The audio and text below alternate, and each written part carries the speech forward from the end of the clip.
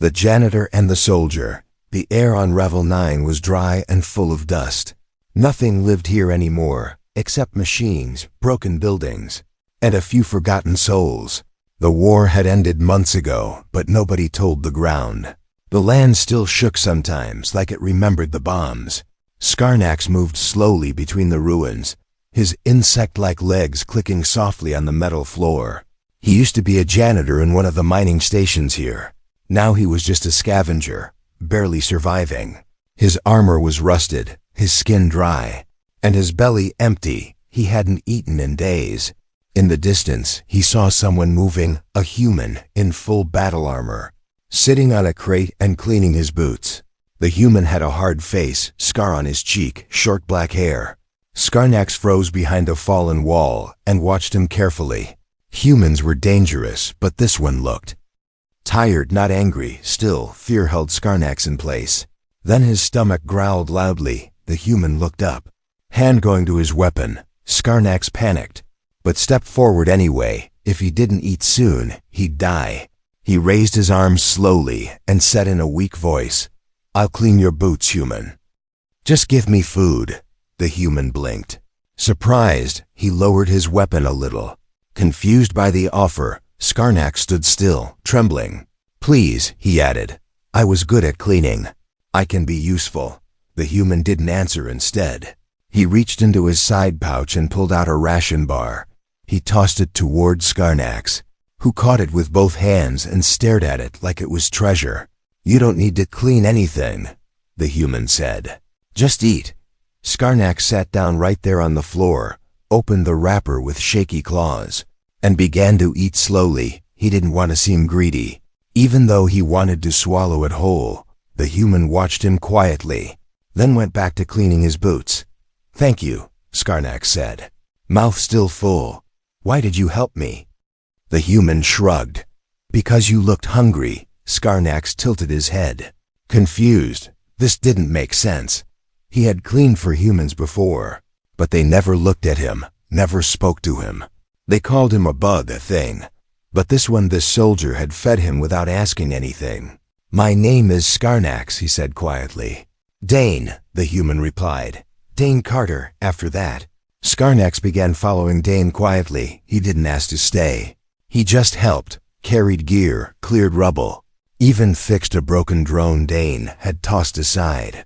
Dane didn't stop him, and after a while, he started talking more. Nothing deep, just words to break the silence. Skarnax learned that Dane had lost his squad in the final battle here. He had stayed behind to search for something in the mining ruins. Skarnax didn't ask what it wasn't his place at night. Skarnax slept near the fire, but never too close. He didn't want to offend the human. But on the third night, something strange happened. A sound, soft and distant, entered his mind, not through ears, but directly inside. A voice, whispering, not threatening, but strong. "Find the human. Protect him. He is the key." Skarnax woke up gasping, his claws shaking. He looked over and saw Dane still sleeping. The fire burned low, crackling softly in the dark. What was that voice? Why did it call Dane the key? The next morning, Dane handed him another ration bar without a word. Skarnax took it, but he wasn't just hungry for food anymore. He was hungry for answers. Later that day, as they explored the edge of the minefield, Skarnax noticed something strange in the sky. A drone, sleek, dark, silent, hovering far above them, watching, but not one of Dane's.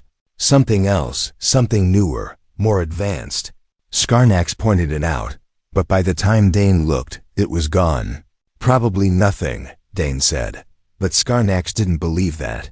Something was watching them. Something knew Dane was here. And deep inside the ground, under the ruins and dust, something ancient was waking up. Skarnax didn't understand much about humans, but he knew this one was different. This human had given him food, had spoken to him like an equal, had treated him like he mattered, and Skarnax had made a silent vow in his mind.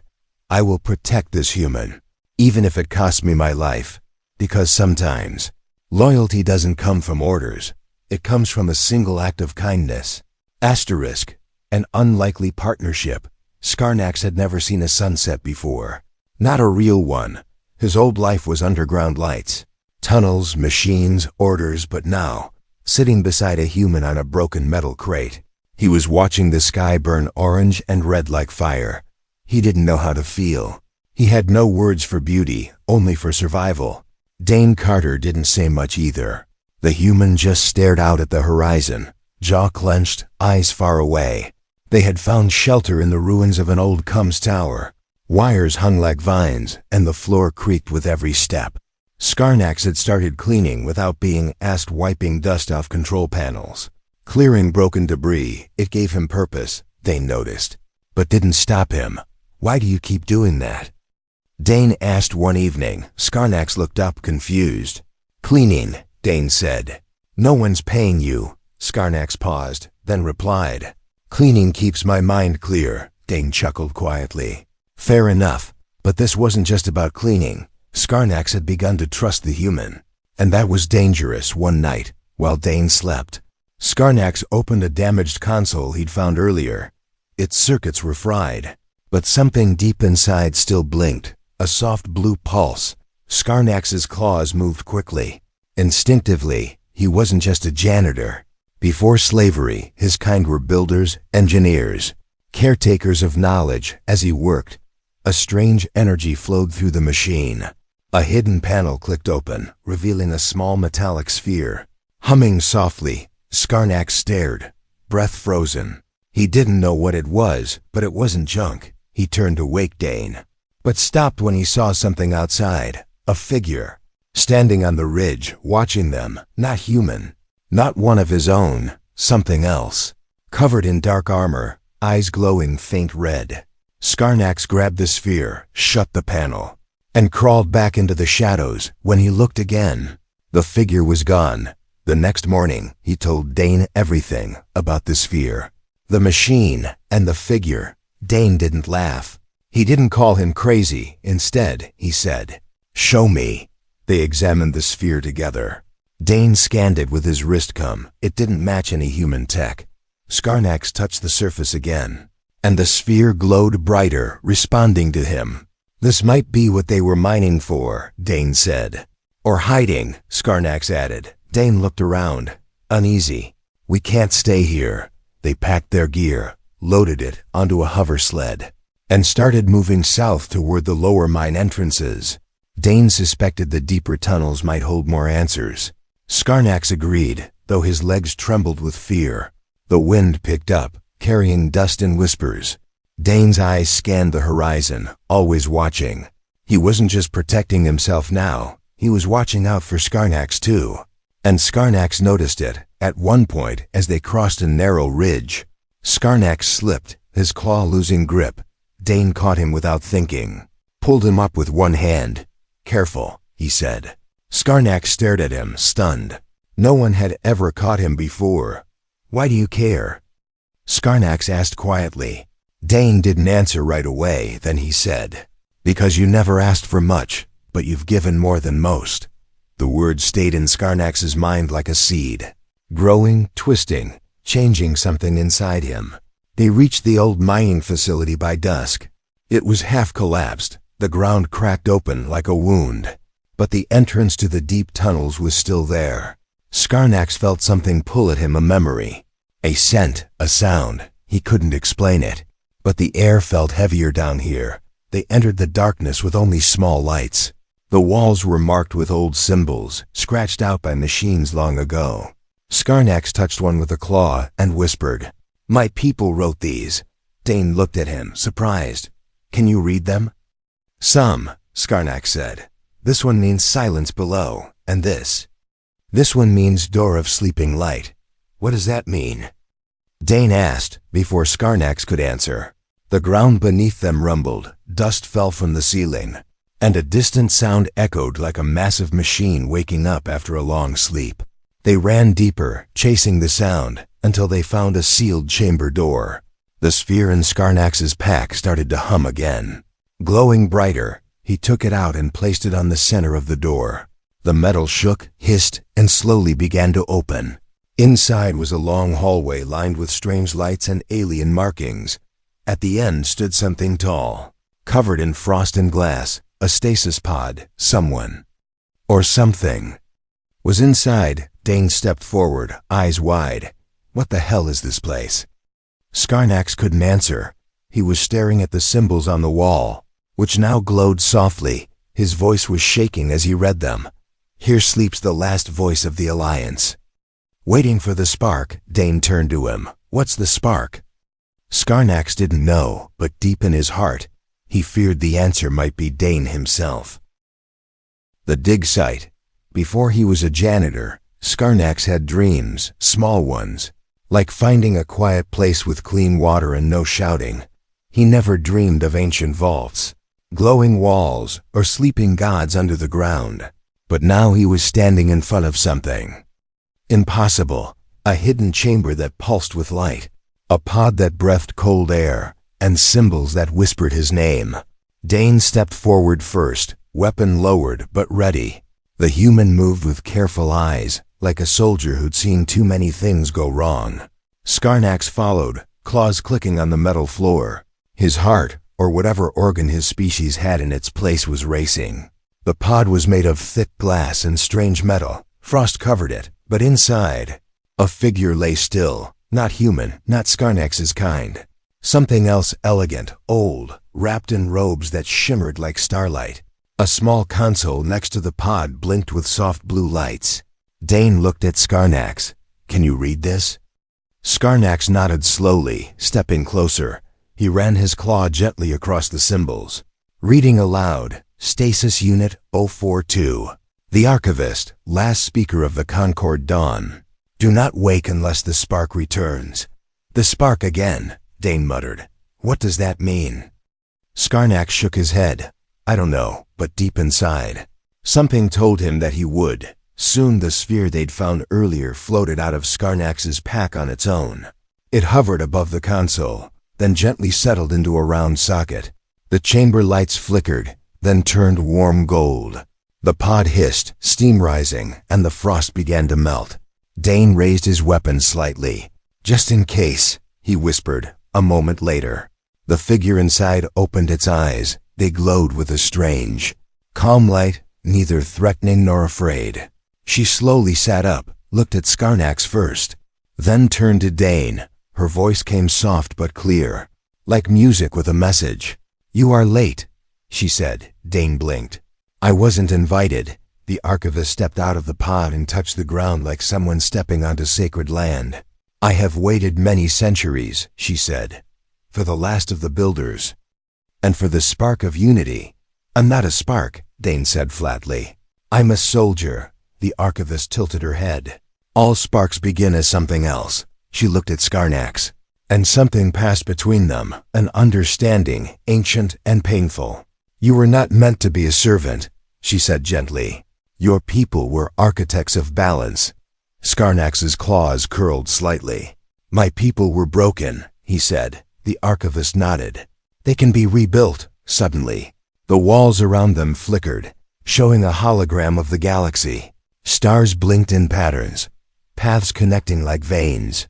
A red mark pulsed near the outer edge, a warning. Dane stepped closer. What is that? The Archivist spoke slowly. A weapon, hidden for generations, is waking again. Let me guess, Dane said. It's buried under this planet. No, she said. But the map to it is. The image zoomed in, revealing tunnels beneath their feet, deeper than any mine had gone. Skarnax studied the layout. He could see old markings from his people's language. This area, he pointed. They called it the Deep Vein. It holds more than ore, the Archivist said. It holds memory. Dane looked at the map again, then at Skarnax. You sure you want to keep going? Skarnax didn't hesitate. Yes. Outside, the air began to change. In the distance, machines hung to life. Someone or something was coming. The Archivist turned toward the tunnel entrance. They have found you. Who? Dane asked, raising his weapon again. The ones who erased history, she said. And they do not forgive curiosity. Dane grabbed the map holla and stuffed it into his bag. Time to move. Skarnax took one last look at the chamber, the glowing walls, the symbols of his people. the pod now empty. It was more than a room. It was proof that his species had once mattered. Proof that maybe, just maybe, they could matter again. As they ran through the tunnels, deeper into the dark, the air behind them shimmered. A drone appeared, black, silent, with a single red eye. It didn't follow. It just watched, then vanished. The archivist walked with them, her voice calm but urgent. "You must reach the deep vein before they do," she said. "Why?" Dane asked. "Because the spark must choose what burns." Asterisk. The sleeper, Dane dreamed of fire. Not the burning kind, but cold fire blue, silent, crawling across his arms like frost. Voices whispered behind it, strange and distant, calling him by a name he didn't recognize. Then one word echoed clearly, "Spark." He woke up gasping, hand reaching for his weapon. They were hiding in an abandoned drilling chamber now, deep underground. The tunnel they'd escaped through had collapsed behind them. Someone had triggered it. Not a cave-in. Skarnax was asleep near a flickering light, curled up in the corner like a child too afraid to dream. The archivist stood by the old mining rails, not blinking, eyes glowing softly in the dark. "You heard them, didn't you?" she said. Not turning, Dane didn't answer. She continued. "They've known about you longer than you've known yourself." Dane sat down on a crate, rubbing his face. "I'm not a chosen one," he said. "I'm just a grunt who didn't get on the last shuttle." The archivist finally turned. "And yet, the vault opened for you." Dane stared at the floor. He didn't want any of this. He didn't ask for it. He only stayed behind because he couldn't leave the dead behind. Skarnax stirred, blinking slowly. He sat up and looked at Dane, then the archivist. "She speaks like the old stories," he said softly. "The ones we weren't allowed to remember." The archivist nodded. "Because memory is power." Suddenly, the chamber lights flashed once, then twice, movement in the distance. Dane raised his scanner. It picked up heat signatures. "Closing in fast. Visitors," he said, standing. The archivist's eyes dimmed. "They found us." Skarnax moved with speed. Dane didn't expect. He was small, but not weak. He grabbed the bag, tucked the glowing sphere inside, and helped disable the lights. They moved quietly through a side shaft, following the old rails deeper into the mine behind them. The air filled with metal footsteps, too perfect to be human, too loud to be stealth. Dane paused at a junction, raising his rifle. Through the dust, he saw them, black armored bounty drones, tall and sharp-edged like knives, scanning everything. One of them paused and turned toward their direction. It said nothing, but its red eye flared bright. "They're scanning for DNA," Dane muttered. "Me." The archivist placed a hand on his shoulder. "They don't care who you are, only what you might become." Dane gritted his teeth. "Well, they're not going to find out today." They split. Dane led them away, creating noise and false trails. Skarnax and the archivist went deeper, toward what she called the memory core. Skarnax didn't like leaving the human, but he obeyed. The archivist said Dane had to do this part alone. Dane moved like a ghost through the ruins, placing mines behind him. When the drones followed, the mines lit the tunnel with white fire. He didn't look back. He couldn't afford to. Far below, Skarnax and the archivist reached a large chamber filled with glowing panels. The walls pulsed with light, as if remembering something painful. "This is the core," she said. Skarnax approached one of the panels, and it lit up under his claws. Images flickered. His people before the fall, building cities in orbit, designing bridges between stars. Then, the wars, the chains, the silence. Tears welled in his dark eyes, but didn't fall. The archivist placed a crystal onto the center console. "The truth must be shown," she said. The core began to upload a massive archive, history that had been erased, names that had been forgotten, crimes committed in silence. Above them, Dane kept moving, firing, retreating, hiding. He'd taken a shot to the arm, but kept going. He reached a dead end, heart pounding, bleeding. Then he heard it, footsteps, but not metal, soft, fast, familiar. Skarnax appeared through a side tunnel, panting. "You left the wrong trail," he hissed. Dane laughed bitterly. "Still alive, huh?" I wasn't going to leave you, Skarnak said. Eyes burning. You fed me, now I fight for you. Together, they made one final push, blasting through a side wall and sliding down a long shaft into another chamber. The archivist was there, waiting, the upload complete. Dane collapsed beside her, arm bleeding. What now? He asked. She handed him a small cube. This contains the truth, she said. But the galaxy doesn't want the truth. Then we make it listen, Dane replied. She nodded. You have started something you cannot stop. Dane looked at Skarnax. He was no longer just a janitor, and Dane was no longer just a soldier. They had become something more, something dangerous, something true. The rescue and the map. Dane hadn't seen the stars in weeks. Down in the tunnels, time didn't pass, it stalled. The core's light was cold, the walls hummed quietly, and the air always smelled like dust and forgotten memories. But for the first time, Dane didn't feel lost. He had a purpose now, and a partner who didn't leave. Skarnax was adjusting a shoulder harness made from scrap armor. He moved carefully, like he was wearing pride for the first time in his life. Dane sat nearby, stitching his arm where the drone shot him. The archivist watched them both, silent, thoughtful. Finally, she spoke. The upload is complete, but the signal is blocked underground, so we take the data topside, Dane said. She nodded. There is a relay tower 3 clicks north of the main shaft. Skarnax looked up. Antenna twitching, exposed, he said. And if they're still searching, they are, Dane interrupted. But I'm not hiding anymore. They packed fast, light, but not in fear. They were not running now, they were delivering truth. Skarnax placed the glowing cube into a reinforced box, strapped it to Dane's chest. Protect it like food, he said seriously. Dane smiled. I was thinking like a grenade. Skarnax tilted his head. Grenade also good. They moved through the tunnels, backtracking to an old lift that groaned when they activated it. Skarnax worked the controls, fingers dancing over cracked panels. The lift rose slowly, shaking as it climbed, halfway up. A voice crackled through Dane's wrist unit. He froze. The voice was familiar, his old commander. Captain Mallory. Carter, this is Command Unit 6. You've gone dark for 13 days. We know where you are. Surrender immediately, or you'll be marked hostile. Skarnax looked at him. Confused, Dane said nothing, just stared at the speaker. Then Mallory's voice returned, colder this time. You are protecting stolen assets and an enemy species. This is treason under Earth Council law. Dane clenched his jaw, then turned off the device. I'm done taking orders from ghosts, he said. They reached the surface at night.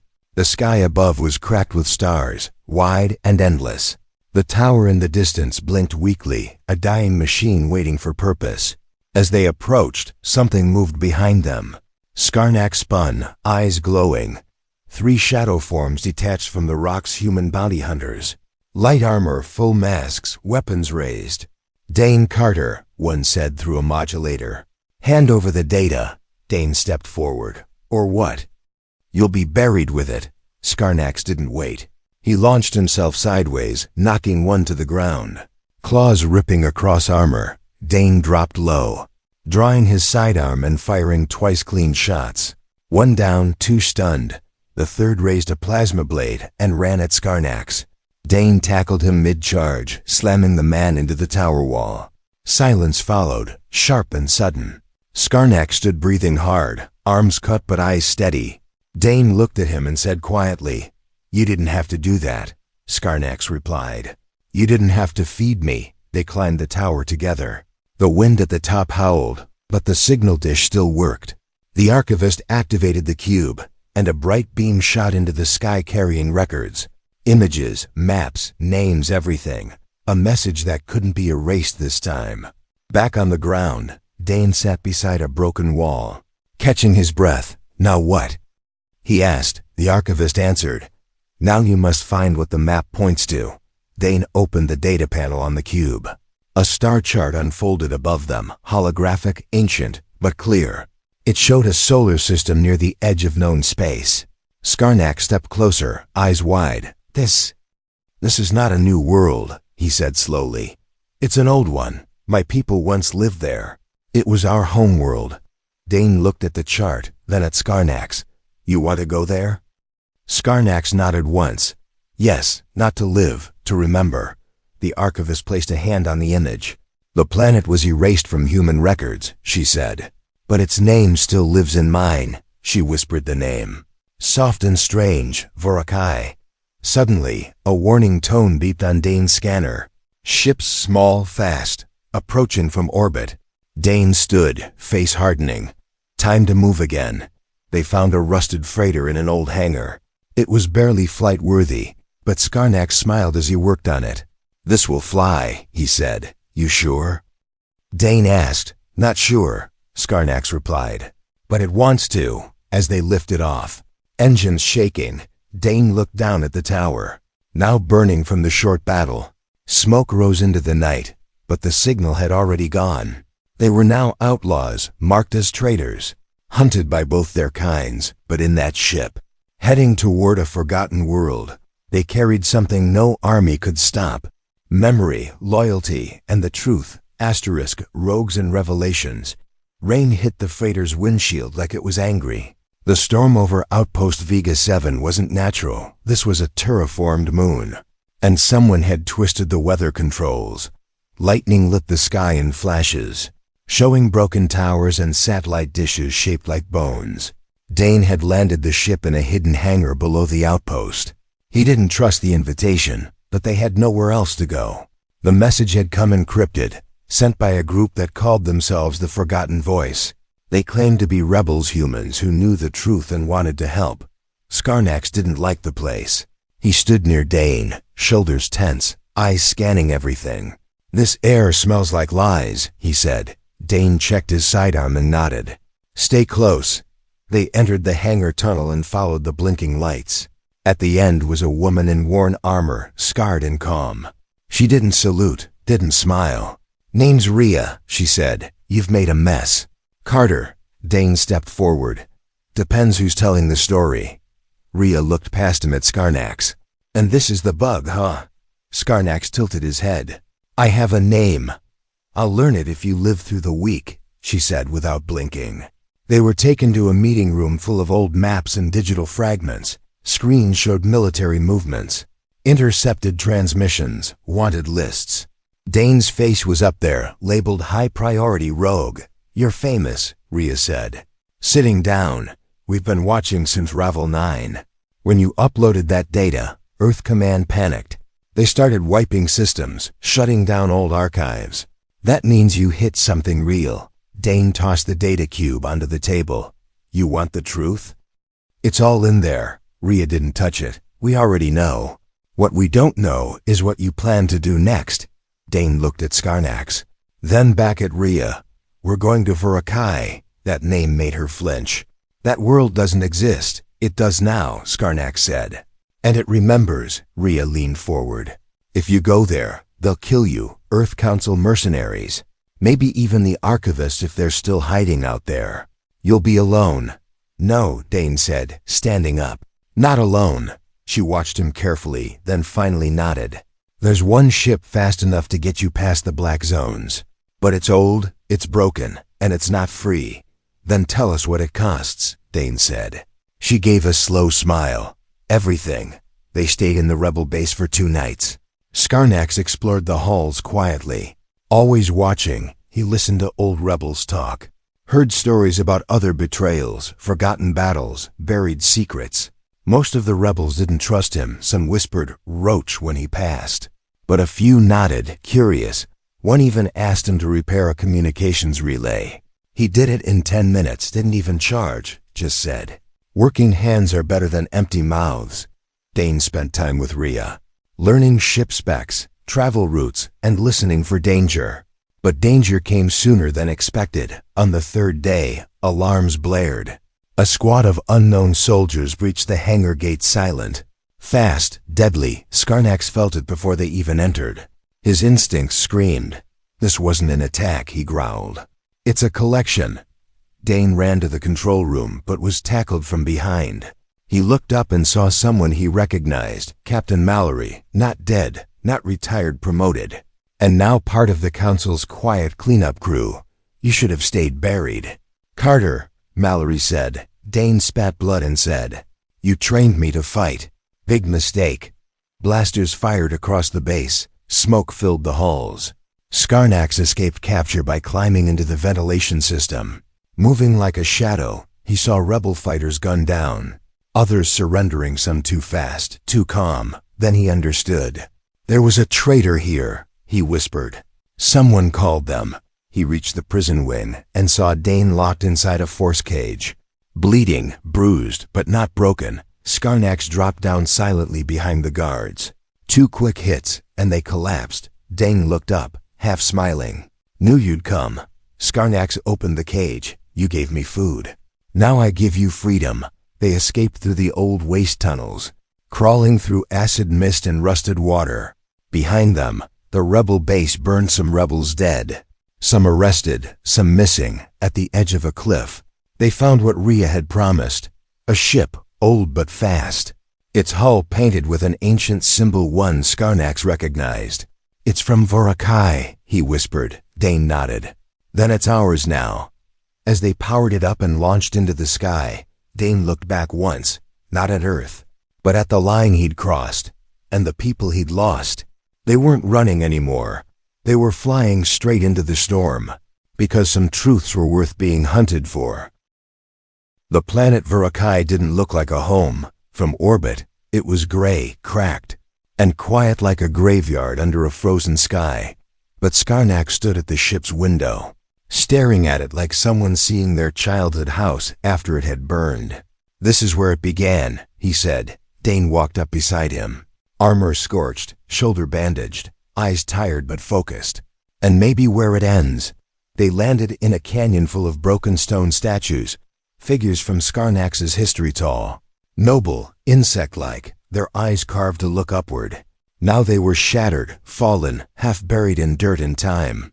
Dane placed a scanner on one and whispered, "They tried to erase this place." Skarnax touched the statue gently, but it remembered. They followed a narrow path that led underground, deeper than any city. The archivist, still with them, said little now. Her glow dimmed, her movements slower. "Vorakai was the heart of the old alliance," she said, "and the prison of its final secret." "What kind of secret?" Dane asked. "One that makes kings," she said, "or destroys them." Inside the caverns, the air shimmered with ancient tech, walls pulsed with forgotten language. At the center was a platform, round, wide, glowing faint blue. Dane stepped forward and felt the ground shift beneath his feet. The lights brightened, scanning him. The voice from his dreams returned. "The spark stands on sacred stone. Choose." Suddenly, warning lights flared red. Loud, sharp. Ships were entering orbit. Earth Council strike units. They had followed the trail. Skarnax turned to Dane. "We don't have time." Dane raised his weapon. "Then we finish this." Outside, drop pods landed hard. Metal soldiers spilling out like ants. One of them spoke into a loudspeaker. "Surrender the alien and the data. You will be given a trial." Dane laughed bitterly. "They want a trial now?" Skarnax stepped forward. "I will go." Dane turned sharply. "No. If they want a symbol, let them have one," Skarnax said. "Well, you do what they fear." The archivist placed a device into Dane's hand, small, smooth, ancient. "This is the key of binding," she said. "It can wake the core of Vorakai, but once it starts, it cannot be undone." Dane took it, looked Skarnax in the eyes. "You sure about this?" Skarnax nodded once. "You gave me food, you gave me purpose. Now I give you time." Dane ran into the lower tunnels as Skarnax climbed to the surface alone. The soldiers saw him and opened fire. But Skarnax moved like wind, dodging, striking, never stopping. He stood on the broken statues, shouting in his language. And for a moment, the soldiers paused. Some lowered their weapons. They had never heard that tongue spoken with pride. Then came the shot. Skarnax fell, but not before triggering a trap. Rock slides, mines, energy pulses hidden in the canyon walls. He smiled as he faded, because he had one time, and he had chosen his ending. Below, Dane reached the heart of the planet. He placed the key into the final chamber. Lights exploded outward, flooding the system with signals. History, truth, names, betrayals, everything that had been hidden now streamed across the stars. All at once, Council communications crashed. Hidden files were exposed. Allies and secret rebel cells saw the message and rose up. It wasn't just a leak, it was a rebirth. Dane climbed out hours later, wounded, covered in dust. The soldiers were gone. Only ash and silence remained. He found Skarnax's body beneath the statue, still holding his blade, eyes half open. Dane sat beside him and placed one final ration bar on his chest. "No more hunger, brother," he whispered. A week later, rebel ships landed on Vorakai. Refugees followed, engineers, historians, survivors. They began building, not a base but a city. Skarnax's statue was the first to rise. Next to it stood one of Dane. The inscription between them read, "One gave food, one gave everything."